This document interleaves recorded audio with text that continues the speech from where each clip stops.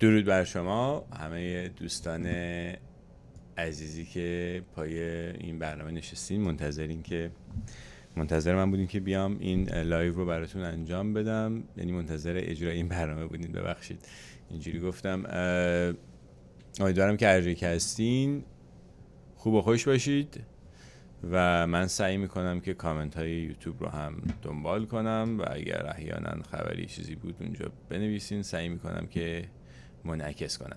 این برنامه هم راجع به همون لایو، راجع به همون پروژه کاساندراس یه مقدار تکمیلش میخوام بکنم. امیدوارم که بتونم امروز این کار رو بکنم.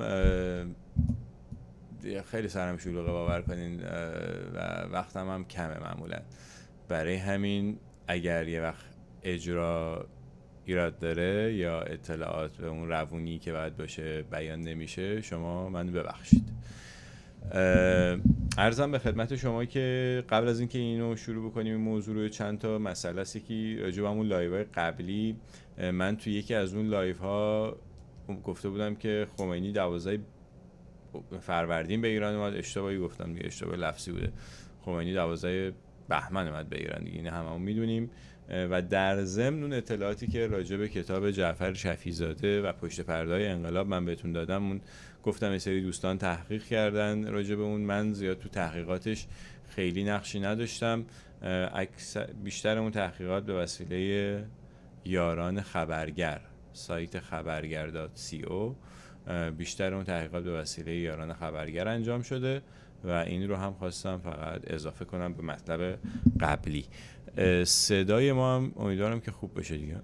آره، بعد عرضم به صدا کمه.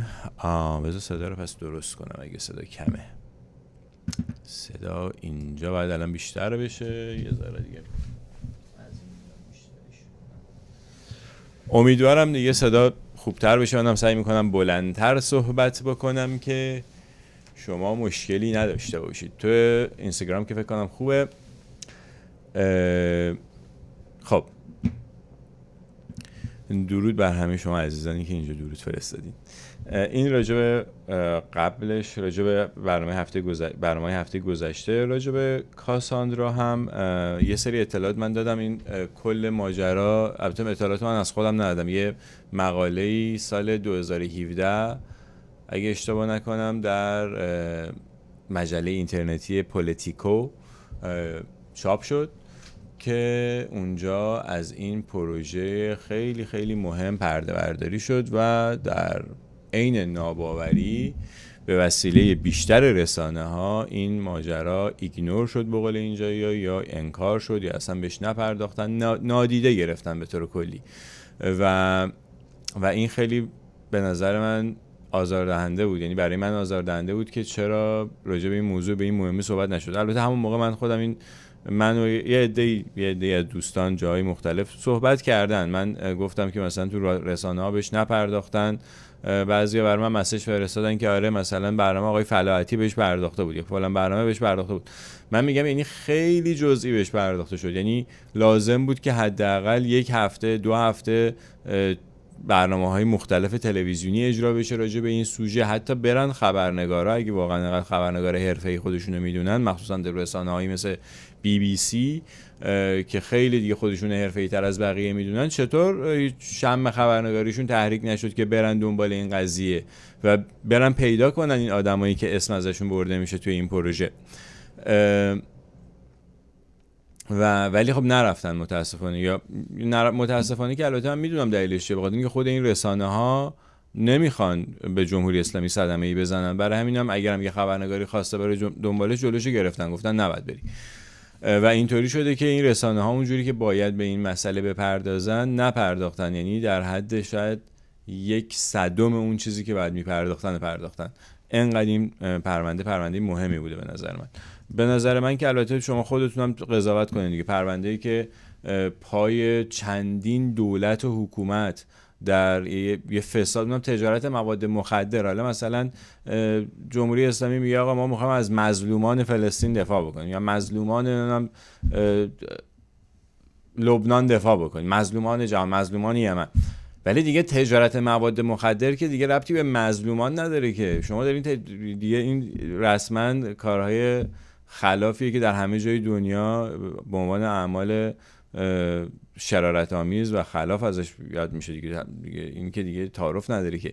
و چندین دولت بزرگ از جمله دولت جمهوری اسلامی، دولت سوریه، دولت حتی دولت لبنان که دیگه دولتی نداره، همون حزب الله داره همه کاراشو میکنه، دولت ونزوئلا و از همه مهمتر دولت باراک اوباما از این در این پروژه در این کثافتکاری دستهاشون آلوده است و برای همین مسئله مهمی بود دیگه برای رسانه باشه. من نمیدونم اگه قراره به این نپردازن دیگه قراره به چی بپردازن. به هر حال ما این داستانو من یه جاییشو هایلایت کردم، از رو میخونم براتون. متاسفانه متن فارسیش هنوز آماده نشده که من بتونم پی دی افشو در کانال تلگرام اپوزیت بذارم، ولی به محض اینکه آماده بشه این کارو خواهم کرد. در مورد این پروژه میایم از اونجا شروع میکنیم که مشاور باراک اوباما، مشاور امنیتیش که بعداً هم شد رئیس CIA به وسیله باراک اوباما، من عکسشو اینجا میذارم براتون در یوتیوب، اون دوستانی که تو یوتیوب میبینن میتونن ببینن. این آقای حالا این عکسشو فعلا ببینین، آقای جان برنن، مردی که مشاور ویژه اوباما در امور ضد تروریستی و بعداً رئیس CIA شد، در یک مقاله سیاسی پیشنهاد داد که رئیس جمهور بعدی این فرصت را دارد که فصل جدیدی در روابط دو کشور بگشاید، نه تنها از طریق مذاکره بلکه با حزم حزب الله در سیستم سیاسی لبنان. این در حقیقت پیشنهادیه که این آقای جان برنن که الان عکسشو داریم میبینین توی یوتیوب به آقای اوباما داد. اینم یه عکس دیگه هم من بذارم، آخه این ژستای اینا خیلی جالبه، در ضمن ژستایی که این آدمایی که خیلی خودشونو عاقل‌تر از بقیه میدونن و همیشه هم دست بالا دارن، طلبکارم هستن از همه دنیا، خیلی جالب. این دقیقاً این ژستی که توی خیلی از بحث‌ها من خودم میبینم دیگه، مثلا یه جوری که انگار ما همه چی رو میدونیم شما هیچی نمیدونید. رئیس CIA هم شده دیگه، فکر میکنه خیلی آدم موفقی بوده. این مطمئنم با یه عالمه مجیزگویی به این پست رسیده بوده. به هر حال یعنی کسی که میتونه چشش رو روی یه همچین کثافتکاریایی ببنده آدم سالم و درستی نیست، نمیتونه باشه قاعدتا. به هر حال این آقای جان برننه، خواستم فقط قیافه‌شو ببینین که بشناسینش، که رئیس CIA دولت اوباما بود. تا ماه می 2010 برنن دستیار وقت رئیس جمهور در امور امنیت داخلی و ضد تروریسم در یک سخنرانی تایید میکنه که دولت به دنبال راههایی برای تقویت عناصر میانه‌رو در درون حزب الله است. یعنی اگه کسی که فکر میکنه حزب الله میتونه عنصر میانه‌رو داشته باشه، یا ابله یا مزدور خود حزب الله، از این دو حالت خارج نیست.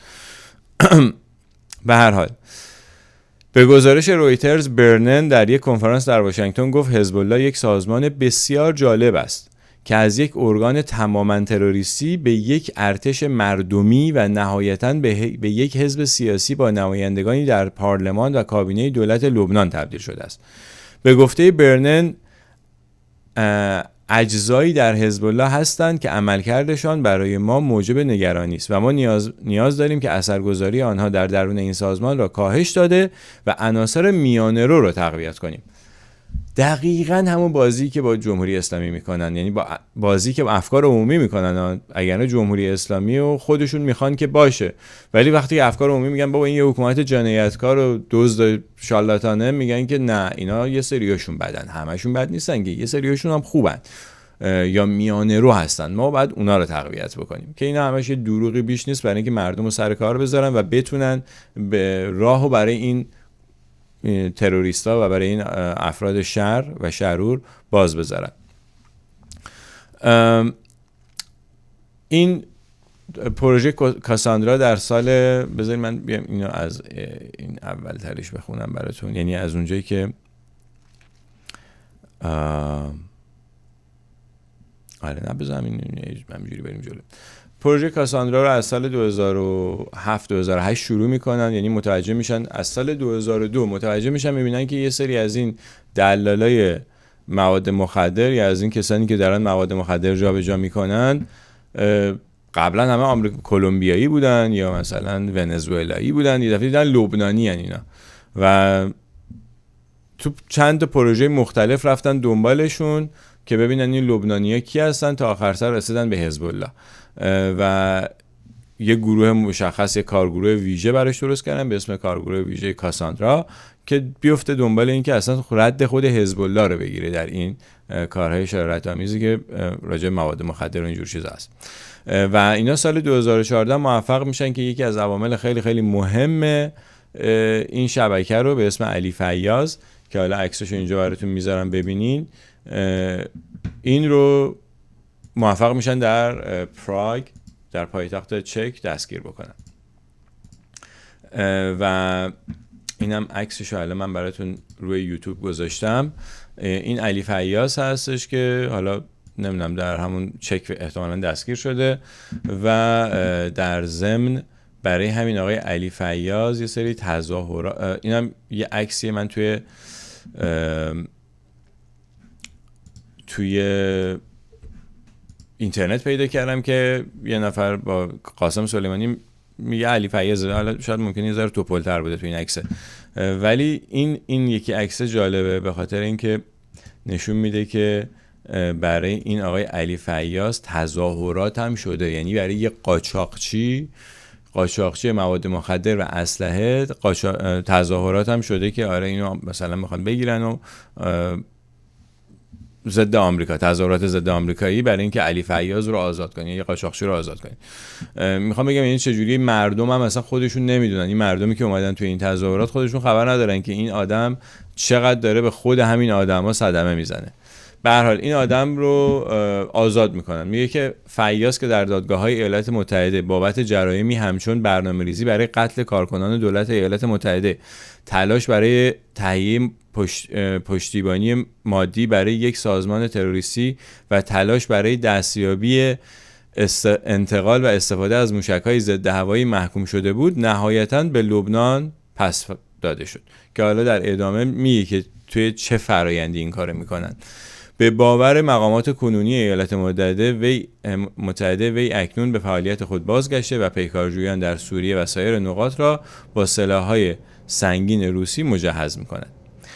اعضای پروژه کاساندرا میگویند مقامات دولتی همچنین تلاش‌های آنها در رهگیری دیگر سرکردگان حزب الله از جمله فردی معروف به شبح را مسدود یا تضعیف کردند که این امر موجب شد علیرغم وجود کیفرخواست علیه آنها در ایالات متحده بتوانند به فعالیت‌های غیر مشروع خود ادامه دهند.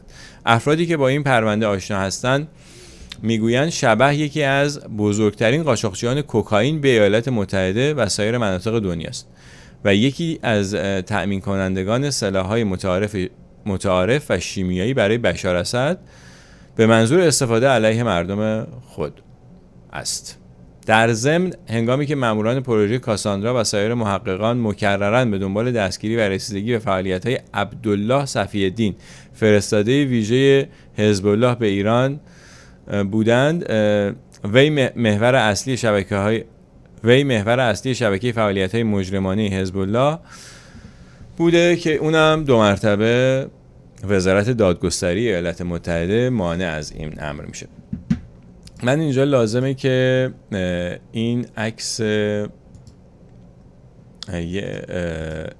اریک هانتر هم بهتون نشون بدم که ببینید اریک هانتر وزیر دادگستری دولت اوباما بود که همین آقاست که جلوی این دستگیری ها رو گرفته، یعنی از طرف وزارت دادگستری جلوی این دستگیری ها گرفته می شده. به هر حال برگردیم به بحث خودمون. خلاصه این عبدالله صفی الدین هم جالبه. من سرچ کردم به فارسی عبدالله صفی الدین و یه سری عکسای جالب ازش پیدا کردم. به نظر من درست از آب در میاد، یعنی این عکس‌ها به نظر من عکسای درستی. من توی یوتیوب این عکس‌ها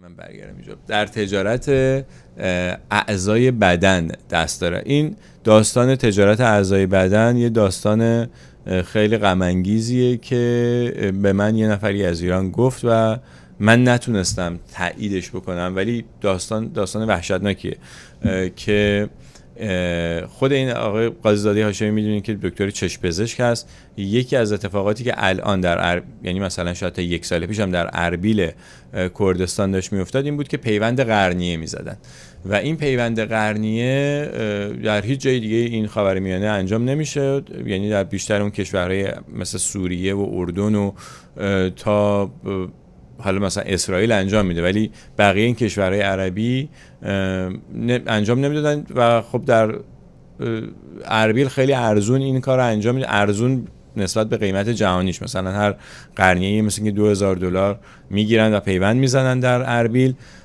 و این قرنیه ها از ایران میاد و خیلی عجیبه که این همه، چون قرنیه رو تو چشم یه آدم در میارن دیگه، این همه آدم یعنی دارن تو ایران میمیرن و قرنیه‌شون هم زودی در میارن منتقل میکنن، بعد قرنیه رو مثلا که میشه مثلا یه هفته نگه داشت توی کلمنه آب یخ، اینجوری من شنیدم. و خیلی این پیوند قرنیه خیلی چیز رایجی بوده تا همین 1-2 سال پیش، نمیدونم هنوزم هست یا نه. و این جای سواله که این همه قرنیه داره از کجا میاد.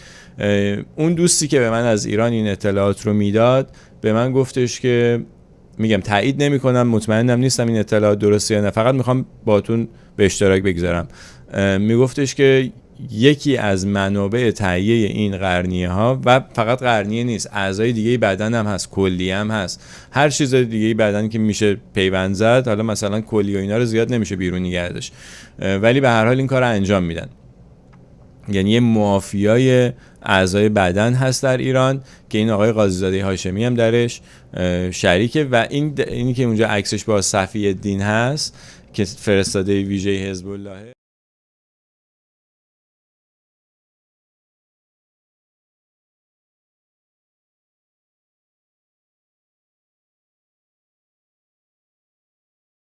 رو میارن به یک بیمارستانی در کربلا به اسم بیمارستان سجاد فکر میکنم اسمش هست و اونجا دیگه قشنگ میکشنشون و اعضای بدنشون رو در میارن و تمام جسدهایی که به عنوان مدافع حرم میاد ایران توی یک کاور سیاهه و فقط سرشون بیرونه که چشاشون هم بسته است و یه مأمور وزارت اطلاعات یا اطلاعات سپاه هم وایساده اونجا که کسی این کاور رو باز نکنه و بلافاصله بعد از اینکه تجهیز جنازه انجام شد بدون اینکه کاور رو باز بکنن دفنشون میکردن، که میگه که اینا رو میبردن اونجا اعضای بدنشون در میبردن. من نمیدونم چقدر این خبر درسته، ولی به هر حال این که یه دفعه دیدم عکس صفی الدین رو با این قاضیزاده هاشمی، این خبرم تو ذهنم اومد. به هر حال این عبدالله صفی الدین هم یه عکس دیگه هم داره، اون عکسش هم جالبه، یعنی این عکس هم من پیدا کردم، این عکسش هم با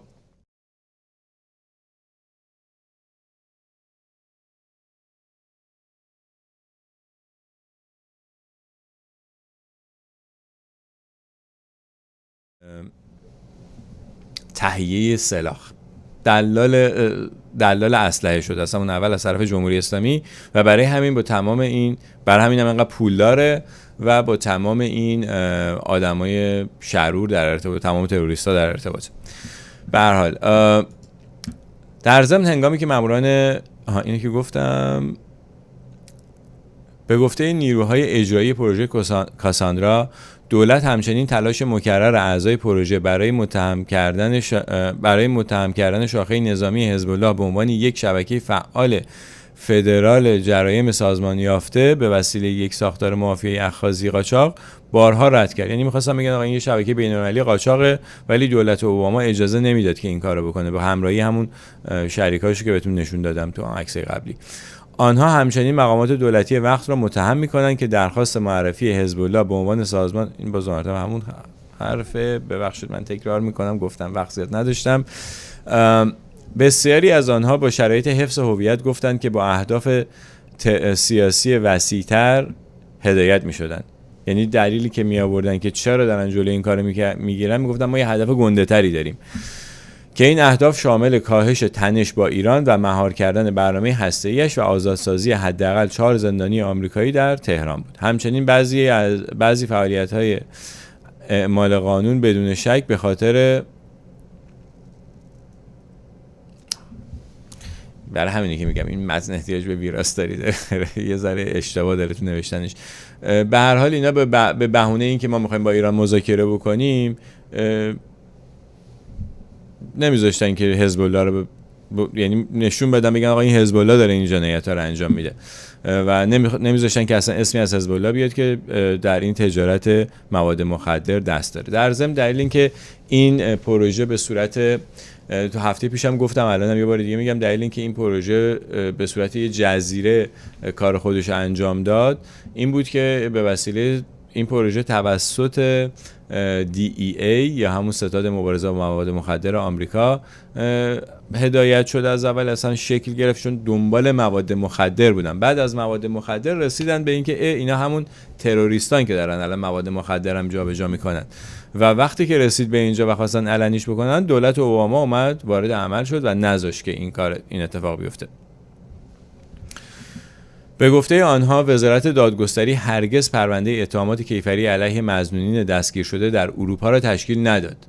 این شامل یک تاجر برجسته لبنانی می شود که قبلا توسط وزارت خزانه‌داری بابت استفاده از روابط تنگاتنگ با عناصر تروریستی و بازرگانی حزب الله به منظور پاکسازی محموله‌های حجیم پول غیرقانونی برای سازمان‌هایی در سراسر آسیا، اروپا و خاورمیانه تعیین شده بود. یعنی این آدمی که تو اروپا دستگیر شده بود به عنوان تروریست یا قاچاقچی مواد مخدر بعداً کاشف به عمل اومد که اینو خود وزارت خزانه‌داری آمریکا اصلا مأمور کرده که کمک کنه به حزب الله. برای همین در وزارت دادگستری دولت اوباما هم هیچ کیفرخواستی علیه این آدم در اروپا نداد که بتونن این از اروپا پس بگیرن و اونم 2 مرتبه آزاد شد و رفت.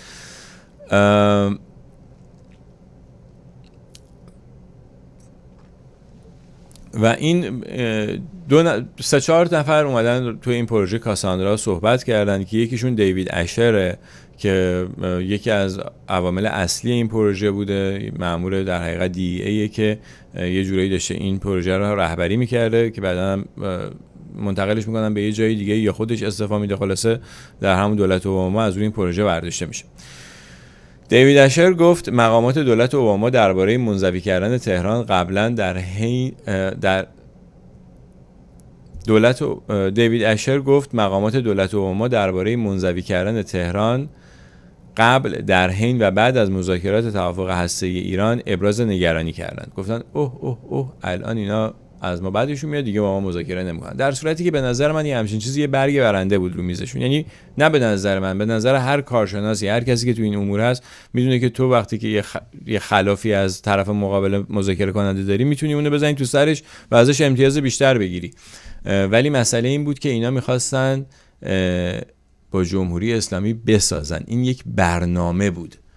چرا برنامه بود؟ ریشش تو همون 5 تا لایویه که راجبه اینی که اصلا چجوری این آمریکا، دولت در سایه آمریکا کیا دارن این کارا رو میکنن و چرا جمهوری اسلامی اصلا سر کار آوردن، شاه بردن، جمهوری اسلامی رو سر کار آوردن. همون آدما، همون شبکه هنوزم فعاله، یعنی تا همین الانم فعاله. اون شبکه‌ای که میخواد از جمهوری اسلامی حمایت بکنه، جمهوری اسلامی نگه داره و کاملا هم آمریکایی هستن، اصلا ایرانی نیستن. به هر حال برگردیم به این بحث.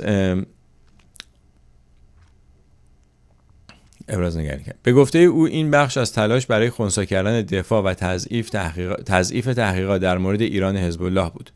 اشار همچنین گفت هرچه به قرارداد هسته‌ای نزدیکتر می‌شدیم فعالیت‌ها کمتر می‌شدند. بخش اعظم این ظرفیت، چه عملیات ویژه، چه اجرای قانون، چه تعیین از طرف خزانه‌داری به منظور تحریم و قطع دسترسی، حتی پرسنل تخصیص داده شده به این مأموریت تا پایان دولت اوباما تقریباً به 0 رسید. پس از چند ماه مقامات کارگروه پروژه کاساندرا گفتن این پروژه همه چیز بود و الان دیگر هیچ چیز نیست. یعنی این سال 2017 است. برخی از مقامات ارشد آن به سایر مأموریت‌های دیگر منتقل شدند. از جمله این مقامات جک کلی، مأمور کهنه‌کار DEA که کارگروه را ایجاد کرد و رهبری می‌کرد. یعنی رهبر این پروژه را هم یه کاری کردن که استعفا بده اصلا کلا. اون دیوید اشر هم مدت‌ها قبل و پس از اتمام و عدم تمدید قراردادش وزارت دفاع رو ترک کرد. این داستان قرارداد هم باز یکی از اون حربه هایی که در دولت اوباما درست میشه.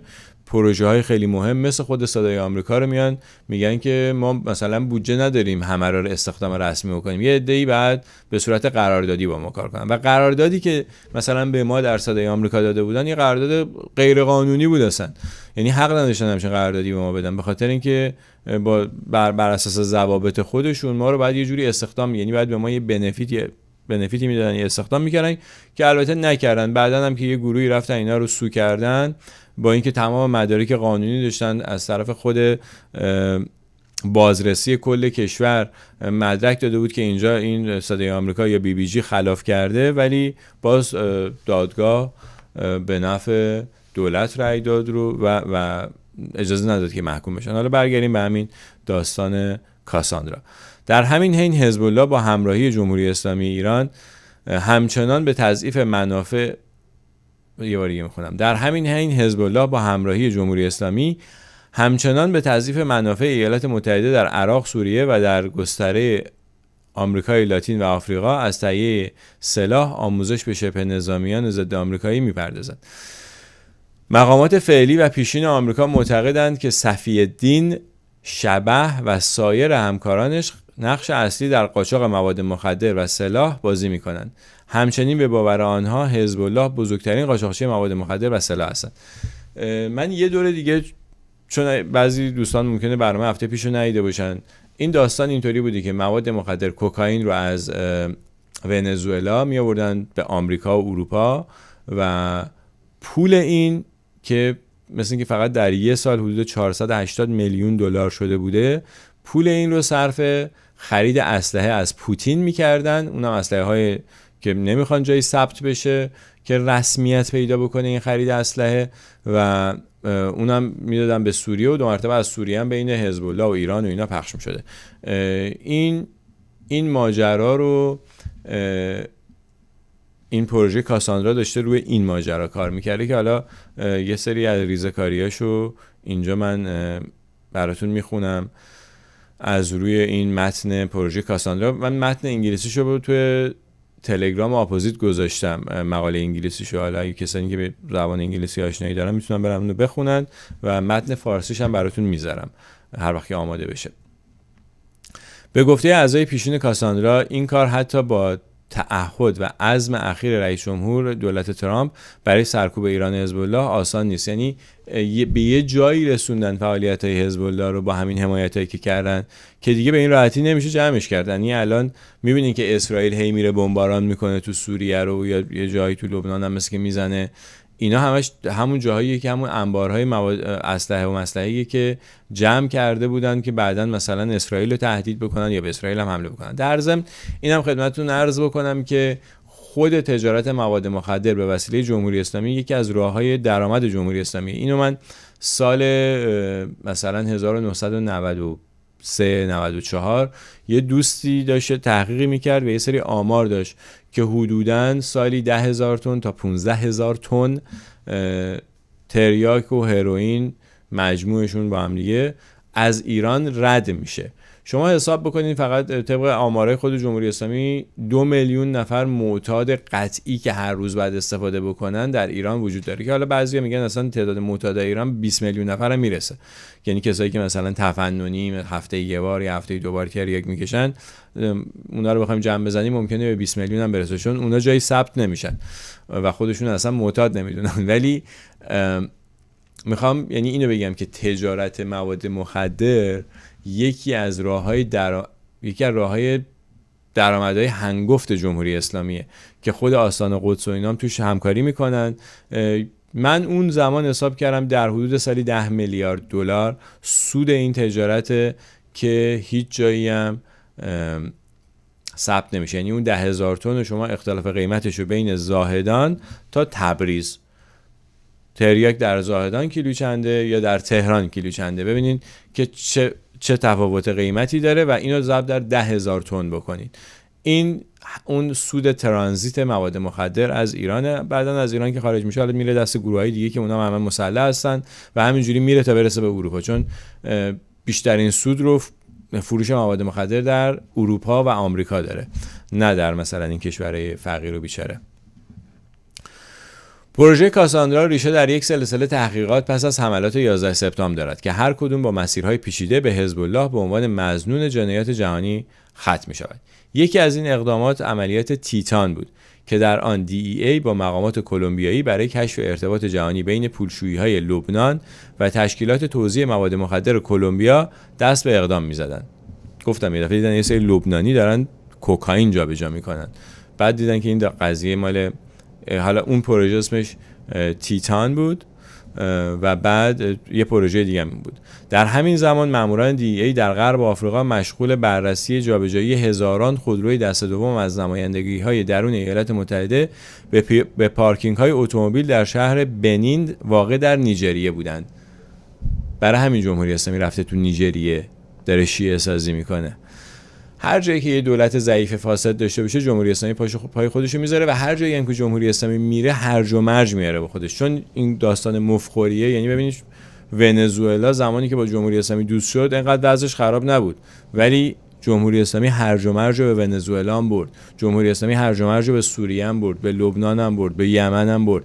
هر جا که پاشو میذاره همینه، فرقی نمیکنه. برای همین این حکومت بعد در ریشه کنده بشه، به نفع همه تمدن بشریه. یعنی انقدر مهم نابودی جمهوری اسلامی به نظر من. حزب الله پس از آغاز فعالیت خود در سال 1980 به فعالیت‌های تروریستی مواد مخدری از طریق اخذ تعرفه‌های غیرقانونی در بازار سیاه از قاچاقچیانی که در لبنان و نقاط دیگر بودند به فعالیت خود ادامه داده است. همکنون بر اساس تحقیقات گسترده DEA به نظر میرسه حزب الله تاکتیک خودش رو تغییر داده و مستقیما در تجارت جهانی کوکائین مشارکت میکنه. یعنی یه زمانی فرض کنین همین مواد مخدری که میگم در ایران هست، همین هروئین و این جور چیزایی که در ایران هست، اینا رو میدادن دست حزب الله که اینا رو ببره بفروشه، بعد با پولش مثلا برن با اسرائیل مبارزه بکنن، پول مفخوری و به قیمت معتاد شدن یه سری جوون دیگه. من مثلا پیش خودشون میگن اونا کافرن، اب نداره بذار معتاد بشن. اینجوری ان دیگه. این مسلمانان عاشقان الله این مدلی ان، فکر میکنن که اگه کسی به الله اعتقاد نداره دیگه ارزشی نداره دیگه، هر جور دلت میخواد باش رفتار کن، معتادش بکن.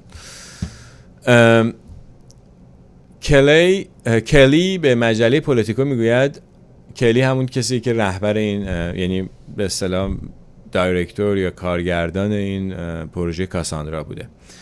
آنها تغییر روش دادند. گویا آنها از مجموعه‌ای که برای سالها تنها از کارتل‌ها مالیات قاچاق می‌گرفتند تبدیل به نهادی شدند که همکنون کنترل کل تشکیلات را به دست گرفتند.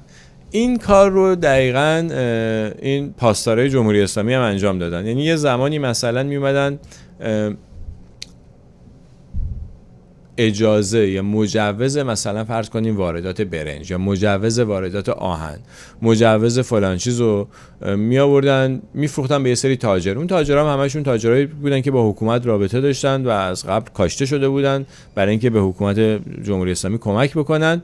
خب ولی تاجر بودن، یعنی کار تجارت رو بلد بودن و مثلا این مجوز رو میمدن یه پول خیلی زیادی به این مامورای وزارت اطلاعات یا سپاهی‌ها که بعداً شدن سپاهی به اونا میدادن، خیلی پول زیادی بود و این مجوز رو میگرفتن و من میرفتم مثلا فرض کن تمام مثلا 50 میلیون دلار، 60 میلیون دلار، 100 میلیون دلار آهن یا لاستیک یا اون خلاصه با اون مجوز چیز وارد میکردن. ولی اونا چون تاجر بودن میتونستن به قیمت مناسب تر بیارن این جنس رو وارد بازار کنن. اما وقتی که این همین سپاهی‌ها که این پولای مفت میگرفتن، این مجوزا رو میفروختن، بعد از این مدت پولدار شدن، گفتن چرا مجوزا رو بفروشیم، خودمون میریم وارد میکنیم. خودشون که وارد کردن جنس رو گرونتر فروختن. یعنی فرض کنیم مثلا آهن تو بازار قیمتش بود کیلویی، من دارم راجع به سال 1375 این موقع صحبت میکنم، مثلا قیمت آهن بود کیلویی 180 تومن میلی گرد مثلا شماره 6، یه دفعه شد 250 تومن. چرا؟ چون همون میلی گرد و سپاهی خودشون وارد کردن، چون گرونتر وارد کرده بودن نمیتونستن اون قیمت ارزون بخرن و آوردن گرونتر هم تو بازار فروختن، رقیبم که نداشتن و این باعث شد که قیمت‌ها، یعنی یه تورم که ربطی به اصلا قیمت گرون شدن قیمت دلار و اینا هم نداشت به وجود بیاد. این من خودم شاهدش بودم که در شکر، در برنج، در آهن این اتفاق من از نزدیک شاهدش بودم که افتاد. حالا یه روزی راجع به اینا هم صحبت میکنم. برگردیم به این داستان. یعنی میخوام بگم اینی که قبلا مثلا فقط یه مالیاتی، یه باجی از قاچاقچی‌ها میگرفتن و بعدن خودشون وارد قاچاق شدن، این یه پترن، یه الگوییه که وجود داره در بین این آدما.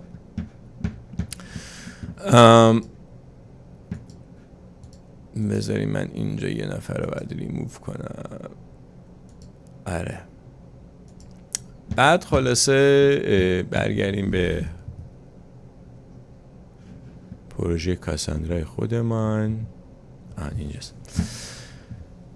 کلی و دیگران همچنین میگویند حزب الله مانند یک خانواده مافیایی تجارت‌های سودآوری را پیدا می‌کنند و سهام آنها را خریداری می‌کنند و از آن تجارت‌ها به صورت پوششی برای قاچاق کوکائین استفاده می‌کنند. یعنی این تجارتخونه‌های بزرگی هم که این ور اون ور دنیا مخصوصا تو آمریکا، کانادا، اروپا هست، اینا همشون باز وصل میشن به این داستان تجارت مواد مخدر. اگر اون تجارت‌ها سوده باشن که سرمایه‌گذاری میکنن توش، یه ذره گسترشش میدن چون پوشش خوبی هم برای پولشویی. اگر هم که به درد نخورن ولشون میکنن میرن دنبال یه تجارت دیگه. ولی اگر سوده باشن میرن انقدر توش سرمایه‌گذاری میکنن که تمام اون تجارتخونه رو مال خودشون بکنن. بر اساس اسناد و شواهد DEA، حزب الله حتی یک نهاد مالی که ترجمه آن میشود ائتلاف امور بازرگانی برای نظارت بر امور جنایی گسترده‌اش تشکیل داده. این نهاد توسط عماد مغنیه، دومین تروریست مورد تعقیب قرار گرفته جهان پس از بن لادن، اداره میشده است. یعنی عماد مغنیه مسئول همون باج گرفتنه از قاچاقچی‌ها بوده که خودش خب با قاچاقچی‌ها هم همکاری می‌کرده. عماد مغنیه در نظر آمریکایی‌ها برای چند دهه تروریست شناخته شده‌ای بود که دستش به خون 241 نیروی دریایی آمریکا در پادگانی در لبنان در سال 1983 آلوده است. او همچنین مسئول کشته شدن ده‌ها آمریکایی دیگر در حمله به سفارت آمریکا در بیروت در همان سال و سال بعدش بوده است. وقتی پرزیدنت ریگان در پاسخ به چنین اقدامی نیروهای برقرار کننده صلح آمریکایی را از بیروت بیرون کشید، حزب الله این عمل پرزیدنت ریگان را به عنوان پیروزی بزرگی برای خود قلمداد کرد و خود را در مقام پیشرو در نهضت مقاومت اسلامی بر ضد غرب تلقی نمود. اینم خدمتتون بگم که ریگان بدترین رئیس جمهور تاریخ آمریکا بوده. خودفروخته ترین رئیس جمهور تاریخ آمریکا بوده ریگان و بسیاری از قوانین وحشتناکی که در آمریکا بر ضد مردم آمریکا پاس شده در زمان ریگان انجام شده.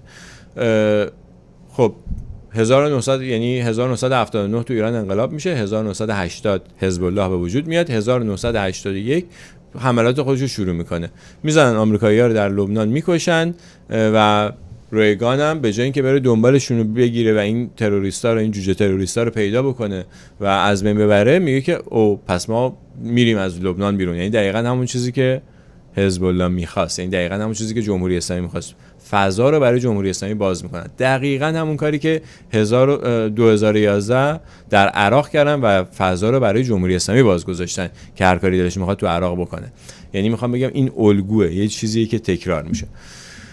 در طول مدت 25 سال کمک‌های مالی و نظامی ایران حزب الله را قادر ساخت تا بتواند نیروی نظامی متشکل از ده‌ها هزار سرباز مجهز به سلاح‌هایی که بیشتر کشورهای دنیا اونها را ندارند و 120,000 موشک مجهز بشن. یعنی همچین نیروی نظامی درست کردن در طول 25 سال.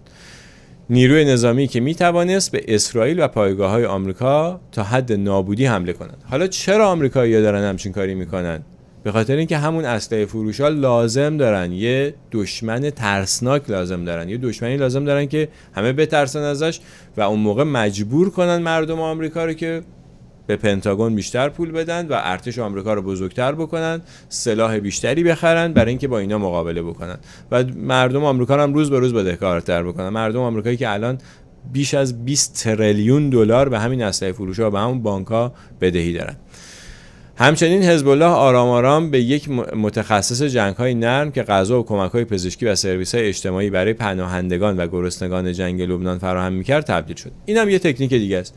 یه هرج و مرجی به وجود میارن. خب یه عده‌ای بدبخت بیچاره اینجا به وجود میان و میرن به اون بدبخت بیچاره‌ها که آدمای بدبخت بیچاره هم خب زیاد نمیتونن دنبال سواد و درس و اینجور چیزا برن، برای همین معمولا آدمای نادان بی سوادی هستن. معمولا اینجوری میشه، یعنی اگرم نبودن، مثلا یه آدم دانایی بوده یه دفعه بی پول شده، بعد 2 تا جنریشن بعد همشون نادان میشن.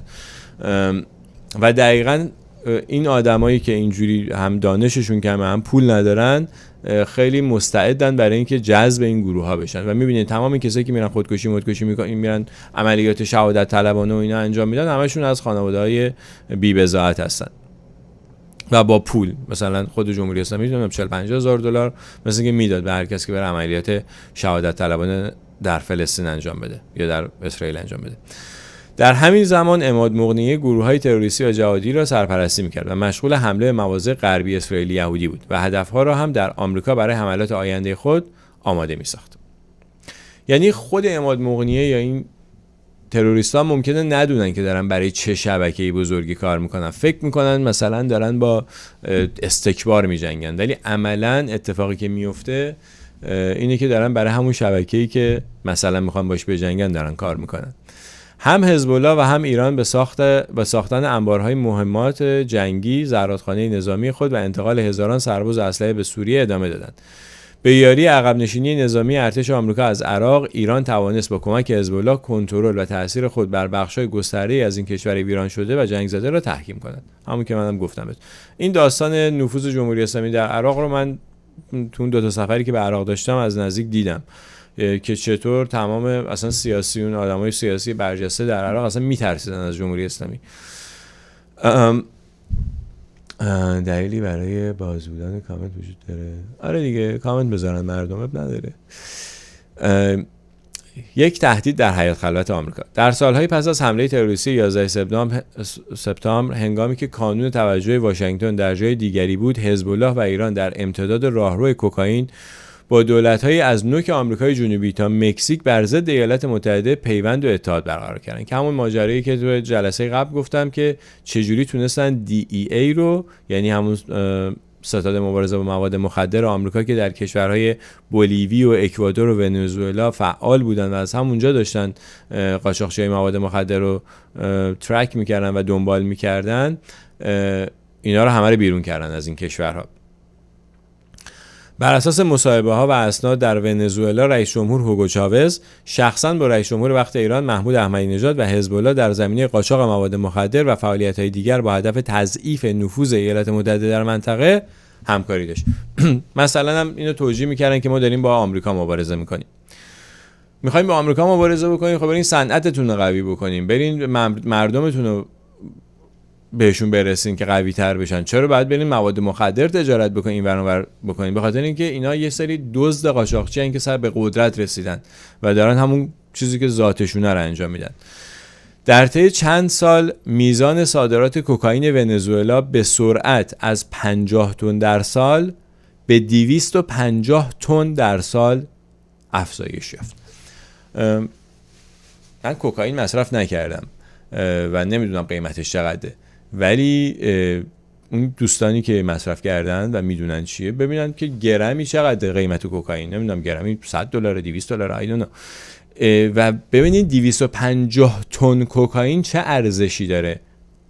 میخوام اینو یعنی متوجه بشین، در بیارین یه جوری به منم بگین که 250 تن کوکائین در سال یعنی ما داریم راجع به چند میلیون دلار یا چند میلیارد دلار در سال داریم صحبت میکنیم.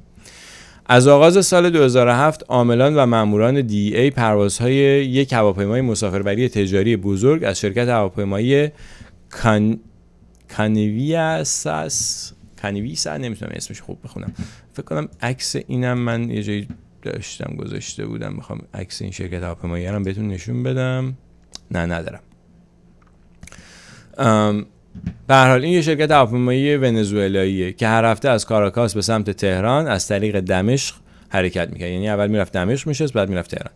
این هواپیما هر هفته با یک محموله پر از مواد مخدر و پول نقد پرواز می‌کرد که این گروه کاساندرا اسمشو گذاشته بودن آئرو ترور، به خاطر اینکه پرواز برگشت همیشه پر اسلحه بوده. اسلحه از ایران و سوریه می آوردن به ونزوئلا که اون اسلحه ها هم از سوریه از پوتین خریده بودن دیگه. اسلحه ها از پوتین خریده بودن، تو سوریه بود، از سوریه می آوردن به ونزوئلا اون قسمتش که می‌خواستن.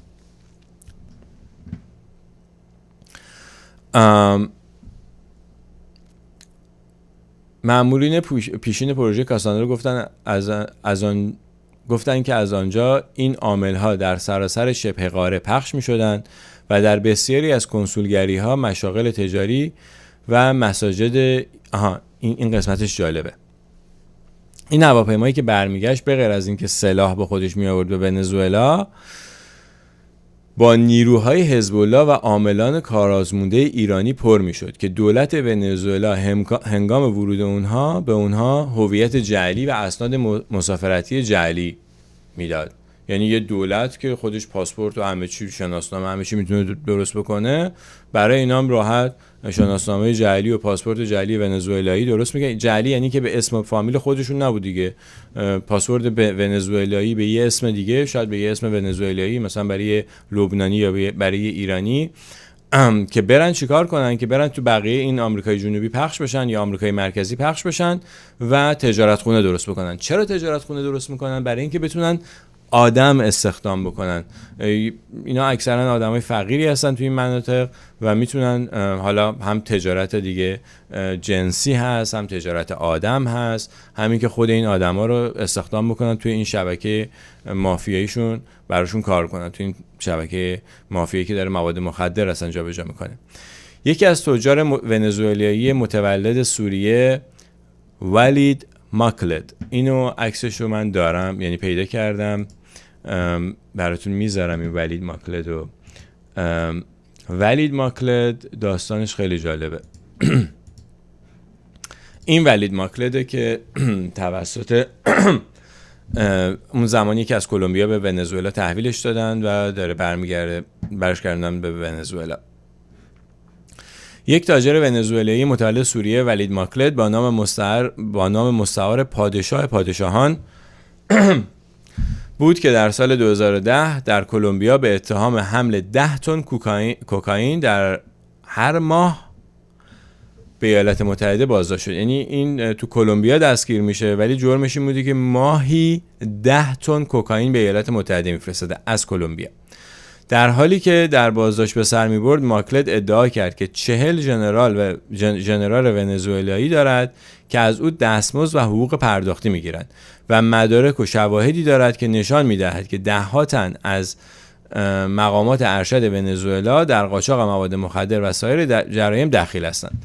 او خواست به عنوان شاهد محافظت شده و برای همکاری به نیویورک فرستاده شود، اما کلمبیا که یک متحد ثابت آمریکاست در عوض اونو به ونزوئلا تحویل داد. کلمبیایی‌ها گفته بودن که یعنی به خاطر اینکه دولت آمریکا فشار آنچنانی نمیاره بهشون، به دولت کلمبیا، اونا بهونه میکنن میگن که این چون ونزوئلا هم همزمان از کلمبیا اینو خواسته بوده، میگن که این چون تو ونزوئلا پرونده قتل داره ما باید اینو به ونزوئلا بدیم، نمیتونیم به آمریکا بدیم، چون دولت اوباما هم نخواسته بوده اینو بگیره، مثل همون علی فیاض. ببخشید. به هر حال اینم ماجراش. چقدر وقت گذشت. این لایو ما ممکنه بیشتر یه ساعت طول بکشه چون میخوام تمامش کنم.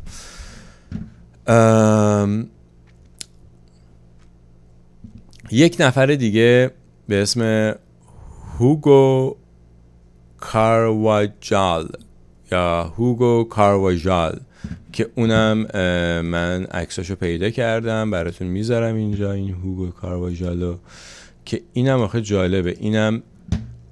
اینی که بغل دست مادرو وایساده تو اون عکس توی یوتیوب، دوستانی که تو یوتیوب میبینن اون که بغل دست مادرو وایساده، این همین هوگو کارواجاله که اینم یه ژنرال بازنشسته ونزوئلاییه و رئیس پیشین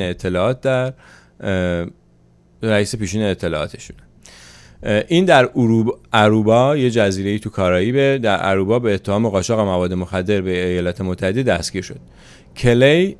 کلی که همون رئیس کارگروه کاساندرا گفتش که کارواجال مرد اصلی بین ونزوئلا و ایران و نیروی سپاه قدس و حزب الله، که در همین قاچاق کوکائین همکاری میکردن، که اگه ما به این دسترسی پیدا میکردیم میتونستیم کل این پروژه رو، همه این شبکه رو کلا کشف بکنیم، که اینم به هر حال تحویل خود ونزوئلا میشه. یعنی حتی دولت آروبا هم این آدم رو به دولت اوباما تحویل نمیده، چون دولت اوباما در حقیقت نمیخواد که اینو تحویل بگیره. اینم مال این قضیه. تا من برم چون یه چیزایی هفته پیش گفتم سعی میکنم اونها رو تکرار نکنم. مقامات سابق گفتن اکنون آنها اطلاعاتی در دست داشتن که علی فیاض یک شهروند همزمان لبنانی و اوکراینی و همچنین روح درگیر انتقال سلاح‌های متعارف و شیمیایی به سوریه برای حزب الله، ایران و روسیه بود. اینجا بد نوشته شده، بذارید من بهتون اینجوری بگم که این علی فیاض، قبل از علی فیاض یه آدم دیگه‌ای ویکتور، اسم بقیه اسمش یادم رفته چی بود، اون یه آدم فکر میکنم روس تباره که اون قبلا بغل دست پوتین بوده و دلال اسلحه بین پوتین و این کشور رو بوده. بعدن اون رو دستگیرش میکنن توی ماجرای دیگه‌ای و این علی فیاض میشه جایگزین اون، که این میاد چیکار میکنه؟ میاد علی فیاض به عنوان مشاور وزارت دفاع اوکراین انجام وظیفه میگه. یعنی ببین تا کجا گردن طرفو کاشتن. مشاور وزیر دفاع اوکراین هم یک کشور بحران زده که همه سیاستش به هم ریخته و بهترین جا برای اینکه این تروریستا بتونن نفوذ بکنن. همیشه این جایی که به هم میریزه جایی که اینجور اتفاقا راحت میتونه توش اتفاق بیفته، چون حکومت‌های فاسد میان سر کار، حکومت‌های ضعیف میان سر کار و بدهکار هم هستن، حاضرن همه کاری انجام بدن. به هر حال این آدم که مشاور وزارت دفاع اوکراین بود بعداً کاشف به عمل اومد که دلال اسلحه هست، ولی خیلی دولتی این کار انجام میدادن، یعنی خیلی حالت رسمی داده بودن به این داستان که کسی هم نتونه بهشون کاری داشته باشه. اون کسی که قبلا جای این علی فیاض بوده ویکتور آناتولوویچ بوت اسمش هست، ویکتور آناتولوویچ بوت.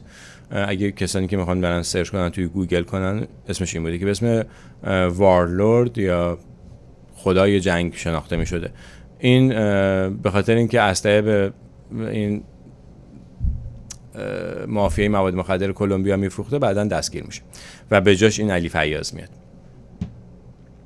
سوابق دادگاه آمریکا نشان میدهد فیاض از ارائه مشاوره تخصصی خود خوشحال بوده و پس از توافق برای تهیه 20 فروند موشک زمین به هوا قابل هم بر شانه که اسم موشک‌ها از مارک اگلا ساخت روسیه، 400 نارنجک برد موشکی و انواع سلاح گرم و موشک اندازه به مبلغ 8.3 میلیون دلار توسط مقامات چک با حکم ایالات متحده در آوریل 2014 دستگیر شد. یعنی توی چک با این حکم دستگیرش میکنن، ولی این آدم در آمریکا خودش پرونده داشته که دولت اوباما نمیره اینو از دولت چک تحویل بگیره و انقدر خود پوتین، یعنی به گفته، حالا میرسیم جلوتر میگم، بذار اینو به ترتیب بگیم.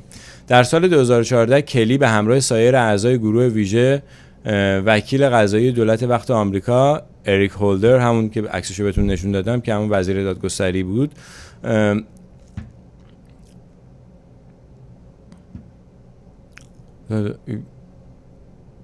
این همون قضیه است که میگه که نمیرن بگیرنش. ببخشید من اینو اینجا یه ذره بعد یه ذره دارم نگاه کنم به گفتی برخلاف.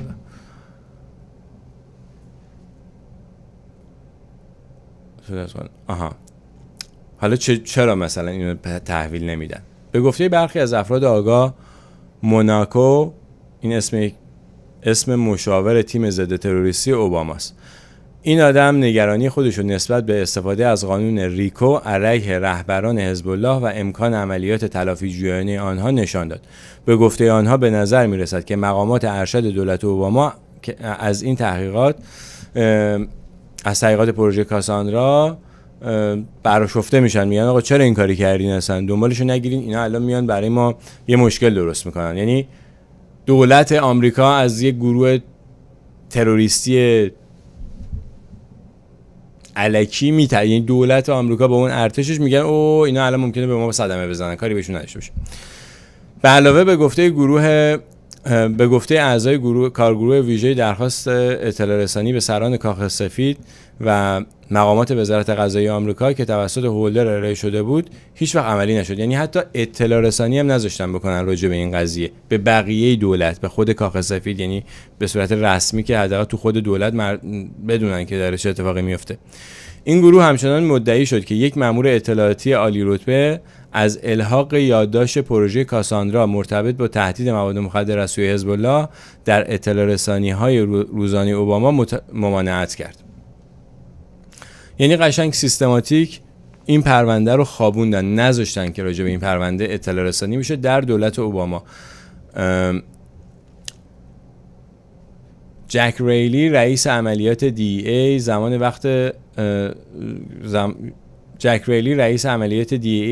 وقت به پولیتیکو چنین گفت که مسئله خنده‌دار و مضحک این است که ملاقات تامپا قرار بود نقش هر فرد و استراتژی ملی آمریکا ببخشید این بد نوشته شده، بذارید من بهتون اینجوری بگم. یه جلسه‌ای میذارن سال 2014 در تامپای فلوریدا که بیان این قضیه رو حل بکنن. یعنی دی ای بگی بابا شما مشکلتون چیه، چرا نمیذاریم ما دنبال این قضیه رو بگیریم و بیان مثلا یه همکاری بکنن که این داستان حل بکنن. ولی در جریان این نشست در نهایت این پروژه رو کلا میخوابونن و افراد مؤثرش هم از کار برکنار میکنن و دقیقاً نتیجه برعکس اینه. من یاد این نشستایی که توی صدای آمریکا میذاشتن میافتم، به خاطر اینکه اونجا هم مثلا ما یه عالمه مدرک پیدا میکردیم که بابا اینجا مثلا این اشتباه شده که اصلا دیگه اینا رو نمیتونیم بهش بگی اشتباه، انگار یه کسی مخصوصا داره میاد این خرابکاری‌ها رو میکنه. یعنی مثلا من خودم فکر میکردم که جمهوری اسلامی یه آدمی رو تو وی او ای کاشته که اون داره این کارا رو میکنه و هی می‌خواستم بگم بابا این غلطه، این اشتباهه، ولی بعداً دیدیم که همون کسایی که دارن میان این افشاگری‌ها رو میکنن همونا مورد یا اخراج میشن یا از کارشون رو داونگرید میکنن، مثلا یه کار کمتر بهشون، کم اهمیت بهشون میدن، خلاصه اونا مورد شماتت قرار میگیرن به جای اینکه اون کسایی که خلافکارن قرار بگیرن. دقیقاً همین اتفاق هم در دی ای افتاده. من یه ذره تندتر این مسئله رو رد بکنم تا برسم به، چون 2-3 تا قسمتش بود که خیلی جالب بود، که یه جاییش هستش که خود رئیس جمهور اینا رو دیگه از رو بخونم براتون چند تا تیکشو. انتشار این خبر باعث جنجال شد. سازمان سیا خشمگین بود که پروژه کاساندرا و عملیات تجاری حزب الله به ذکر جزئیات به اطلاع عموم نباید برسه و دولت فرانسه بعد از اینکه این قرارداد چیزا انجام میدن، همین برجام انجام میدن، دیگه جلوی دولته، چون این یه پروژه بین‌المللی بود دیگه، در تمام کشور اروپایی همین کثافتکاری وجود داشت، این تجارت مواد مخدر و اینا، اونا یه سری آدم گرفته بودن و درست قبل از این که بیان در فرانسه یک کنفرانس مطبوعاتی قرار بوده بذارن که عوامل خود این کاساندرا هم اونجا باشن یا از دی ای آمریکا هم اونجا باشن، میان اینو کنسل میکنن. کلی که در آن هنگام در پاریس منتظر کنفرانس خبری بود گفت مقامات اروپایی به وی گفتند که فرانسوی‌ها نمی‌خواهند به ایران توهین کنند، در حالی که فقط 11 روز از اجرای توافق هسته‌ای گذشته و آنها برای خرید 118 فروند هواپیمای ایرباس فرانسوی به ارزش حدود 25 میلیارد دلار توافق کردند. یعنی اینجا یه گروکشی بوده که شما حق ندارین راجع به این مسئله حرف بزنید، اگر ما مثلا این ایرباس‌ها رو نمی‌خریم ازتون. در صورتی که جمهوری اسلامی اون موقع روی زانوهاش بود، یعنی هم هر چیزی بهش اگه تحمیل میشد قبول میکردن، ولی این همون دستای پنهانیه که از جمهوری اسلامی میخواد حفاظت بکنه. لایو اینستاگرام تموم میشه، من بلافاصله 2 مرتبه یکی دیگه شروع میکنم، جایی نرین همینجا باشین، یکی دیگه شروع میکنم الان که ادامه این بحث رو داشته باشیم که تموم کنیم این قضیه رو امروز. فکر کنم 7-8 دقیقه دیگه تموم بشه. خب این تموم شد، من اینو اینجا شیر کنم، ببخشید خیلی عذر میخوام از دوستان یوتیوب.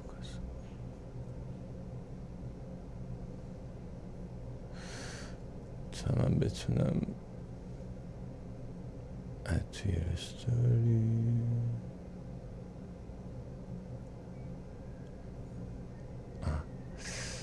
آره اینم که خب درود دوباره. 2 هفته بعد از فرستادن یک ایمیل یا 2 ایمیل پر از خشم، کلی گفت که از طرف مقام ارشدش به او گفته شده که وی برخلاف خواست خود به یک واحد باند خلافکاری در مقر اداره مبارزه با مواد مخدر DEA منتقل شده. یعنی کلی رو مثلا ورداشتن از روی کاساندرا. این سال 2014 اتفاق افتاده. به گفته یک مقام سابق وزارت دادگستری و دیگر کسانی که با این گزارش مرتبط هستند، همانطور که انتظار میرفت گزارش نهایی دولت که همچنان جزء گزارشات طبقه بندی شده است، پیوندهای عملیاتی حزب الله با قاچاق مواد مخدر را به طور قابل ملاحظه‌ای کم نشان داد و به نوبه خود نقش DEA در مبارزه با آن را به حاشیه راند. یه نفر دیگر رو دستگیر میکنن به اسم قاسم تاج الدین یا کاسم تاج الدین که به لاتین اینجوری می نویسن، سرمایه‌دار ارشد حزب الله که گفته می شود امپراتوری تجاری جهانی او به عنوان منبع اصلی بودجه برای شبکه تروریستی جهانی عمل میکرد. این آدم رو در مراکش دستگیر میکنن. من عکس اینم پیدا کردم، این تاج الدین رو واسهتون بذارم که بدونین این آدم ها همشون واقعی هن. اوکی نه بذارین عکس تاج الدین از اینجا در بیارم. یه لحظه من اجازه بدین. تاج الدین قاسم آره.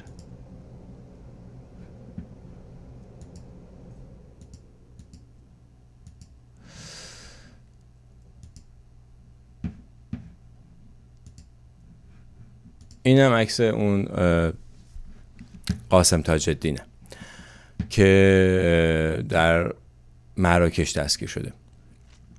7 سال پس از آنکه مقامات خزانه‌داری وی را به عنوان حامی تروریسم در لیست قرار دادند، او بازداشت و برای محاکمه واشنگتن فرستاده شد. اشر گفت، اشر یعنی همون مأمور DEA که در پروژه کاساندرا بود، گفت که مأموران کارگروه وظیفه وی را بر عهده گرفتند و امیدوارند که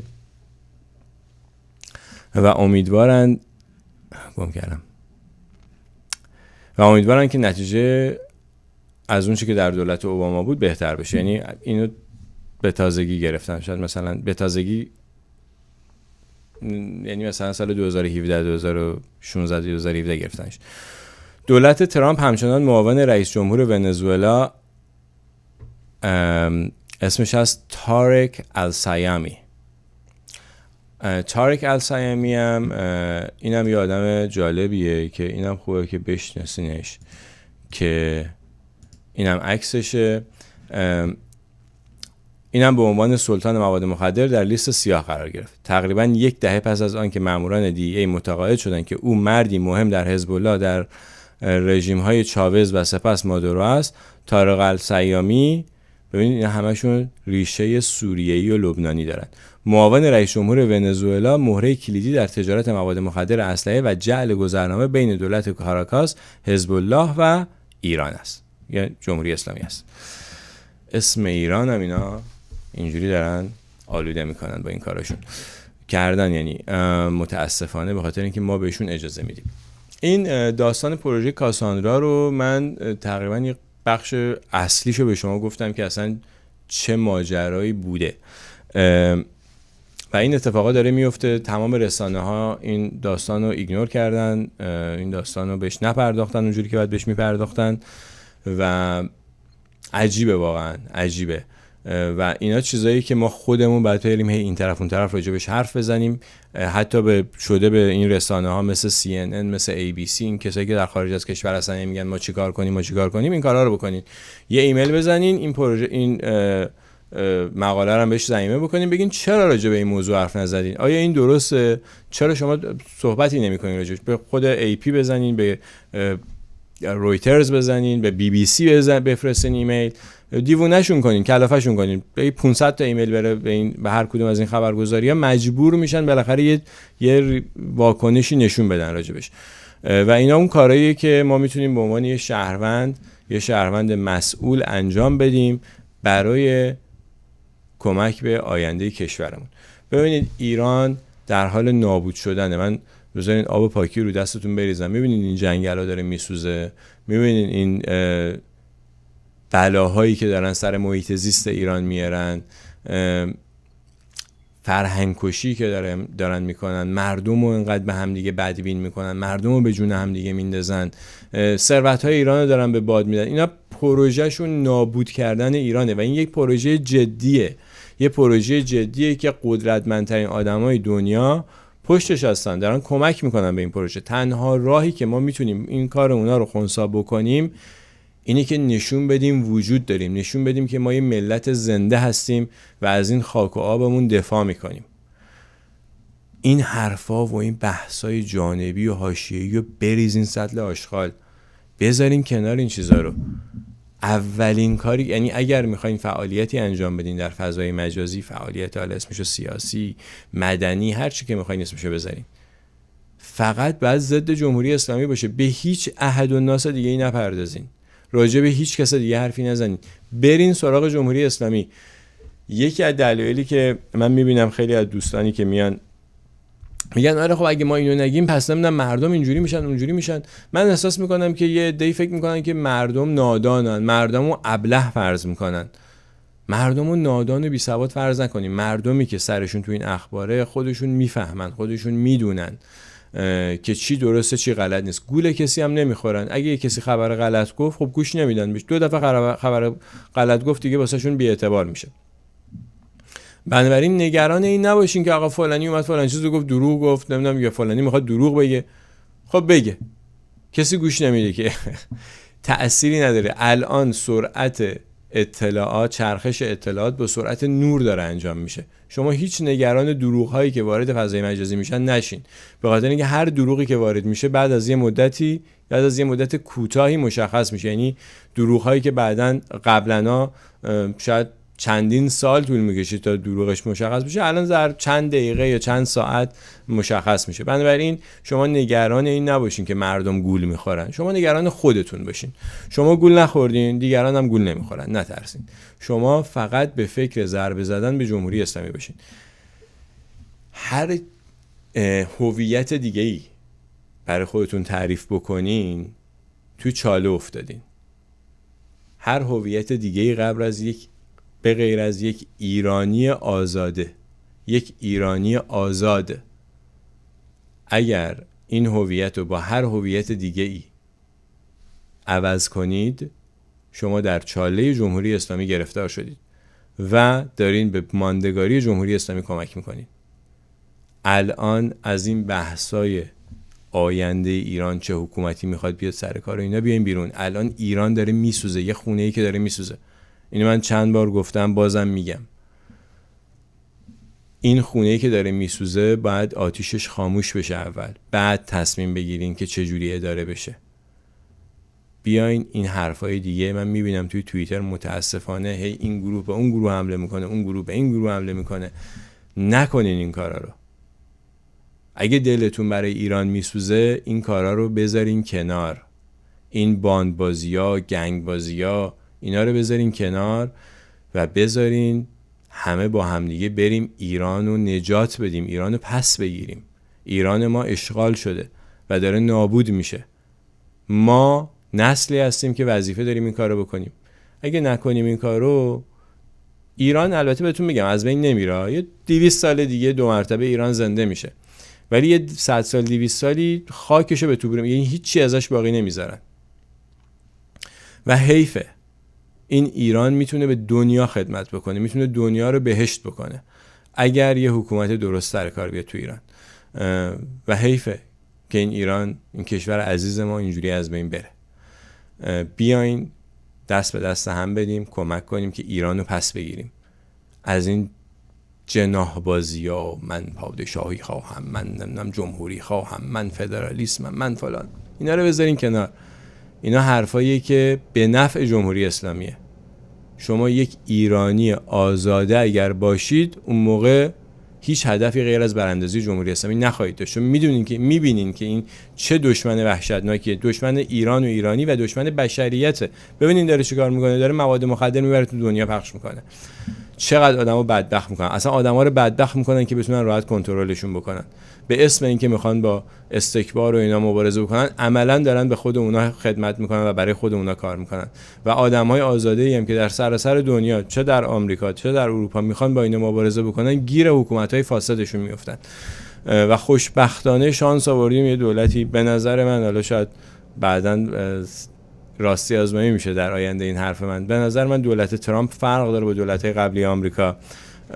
دلایل زیادی دارم که میتونم اینو ثابت بکنم بهتون که این تفاوت‌های بزرگی وجود، خیلی‌ها میدونن اینو. و این دولت الان یه شانسیه که ما آوردیم که یه همچین دولتی در آمریکا سر کاره، نه اینکه ترامپ برای ما جمهوری اسلامی برداره، نه، فقط جلوی کمک شدن به جمهوری اسلامی رو بگیره. و دقیقاً همین کارو کرده ترامپ تا الان، دولت ترامپ. همین که یه همچین پروژه علنی شد، همین که واقعا دولت جمهوری اسلامی رو تحریم کردن و دست پاشو بستن. خب دیدیم دیماه که به وجود اومد، دیماه 96 در اثر همین فشارها بود، 2 مرتبه آبان ماه 98 در اثر همین فشارها بود و ایران آبستن حوادث دیگه هم هست. اگر ما بخوایم وقتمون رو اینجوری تلف بکنیم و فقط تو سر کله هم دیگه بزنیم، این اتفاق به این راحتی نمیفته. یا اگر براندازی به وجود بیاد، از کنترل ما خارج میشه و دیگه ما نمیدونیم که با چی جایگزین میشه جمهوری اسلامی و چه اتفاقی میفته بعدش. به نظر من بیایم تمام هممون انرژیمون رو بذاریم روی پس گرفتن ایران، روی ضربه زدن به جمهوری اسلامی. یک خط اگه میخوای بنویسی در توییتر، در فیسبوک یا هر جایی، در هر کامنتی، ضد جمهوری اسلامی بشه. یعنی اولین شرطش این باشه که ضد جمهوری اسلامی بشه. شما مأمور امنیتی نیستید، شما نمیتونین قضاوت بکنین خیلی راحت که این وزارت اطلاعاتیه، اون نمیدونم فلانه، تجربهشو ندارین، این کارو نکردین. اکثر کسایی که این کامنت رو میذارن من میدونم که این تجربه رو ندارن و خیلی راحت هم اظهار نظر میکنن. این کارو نکنید. دیگه بس، دیگه حرفم زیاد زدم. امیدوارم که خستتون نکرده باشم و اطلاعاتی که دادم به دردتون بخوره. تا دیداری دیگر، بدرود.